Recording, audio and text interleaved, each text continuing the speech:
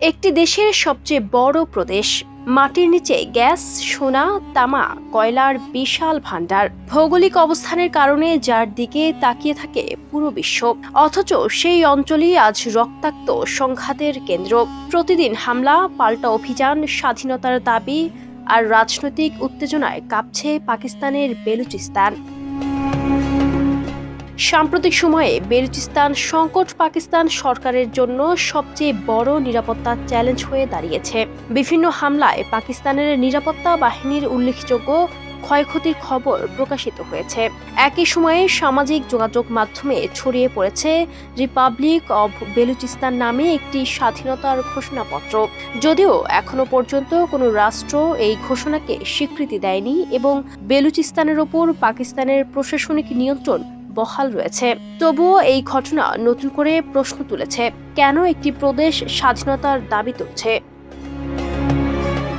এই প্রশ্নের উত্তর খুঁজতে হলে ফিরে যেতে হবে ইতিহাসে। ব্রিটিশ শাসনামলে বর্তমান বেলুচিস্তানের বড় অংশ ছিল কালাত রাজ্য। এটি ব্রিটিশ ভারতের সাধারণ প্রদেশ ছিল না, বরং বিশেষ মর্যাদাপ্রাপ্ত একটি দেশীয় রাজ্য ছিল। 1947 সালে ব্রিটিশ শাসনের অবসানের পর কালাতের শাসক স্বাধীন থাকার ঘোষণা দেন, কিন্তু 1948 সালের মার্চে পাকিস্তানের সঙ্গে অন্তর্ভুক্তির পর থেকেই বিতর্ক শুরু হয়। পাকিস্তানের ভাষ্য অনুযায়ী এটি ছিল বৈধ অন্তর্ভুক্তি, কিন্তু বহু বেলুচের কাছে এটি ছিল জোরপূর্বক দখল।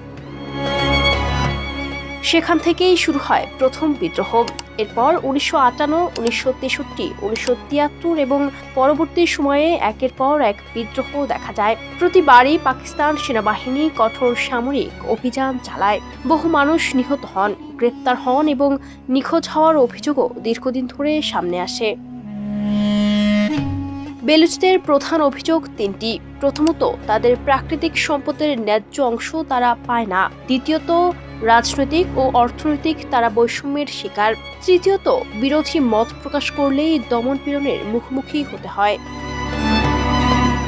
বেলুচিস্তান পাকিস্তানের মোট ভূখণ্ডের প্রায় 44% হলেও জনসংখ্যা মাত্র 5 থেকে 6%। অথচ দেশের অন্যতম বড় গ্যাস ক্ষেত্র এখানেই। দীর্ঘদিন ধরে অভিযোগ রয়েছে, এখানকার গ্যাস ও খনিজ সম্পদ দেশের অন্য অংশে ব্যবহার হলেও স্থানীয় জনগণ উন্নয়নের সুফল থেকে বঞ্চিত।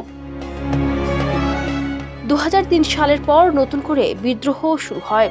এই পর্যায়ের অন্যতম নেতা ছিলেন নবাব আকবর বুগতি। তিনি একসময় প্রাদেশিক গভর্নর ও কেন্দ্রীয় মন্ত্রী ছিলেন। পরে কেন্দ্রের নীতির বিরোধিতা করে আন্দোলনের নেতৃত্ব দেন। 2006 সালে সামরিক অভিযানে তার মৃত্যু আন্দোলন থামানোর বদলে আরও তীব্র করে তোলে। এরপর থেকে সশস্ত্র সংগঠন বেলুচিস্তান লিবারেশন আর্মি আরও সক্রিয় হয়ে ওঠে। পাকিস্তান, যুক্তরাষ্ট্র এবং ইউরোপীয় ইউনিয়ন সংগঠনটিকে সন্ত্রাসী সংগঠন হিসেবে তালিকাভুক্ত করেছে। সাম্প্রতিক বছরগুলোতে তাদের হামলার ধরনও বদলেছে।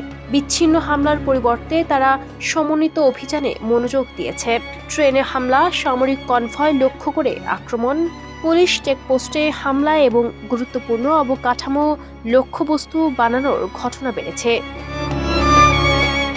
তবে বেলুচিস্তানের পরিস্থিতি শুধু সশস্ত্র বিদ্রোহে সীমাবদ্ধ নয়। মানবাধিকার, নিখোঁজ ব্যক্তি, বিচার বহির্ভূত হত্যার অভিযোগ এবং সম্পদের ন্যায্য বন্টনের দাবিতে সাধারণ মানুষের আন্দোলনও জোরদার হয়েছে। ফলে একদিকে সশস্ত্র সংঘাত, অন্যদিকে রাজনৈতিক আন্দোলন, দুই ধরনের চাপ একসঙ্গে মোকাবিলা করতে হচ্ছে পাকিস্তান সরকারকে।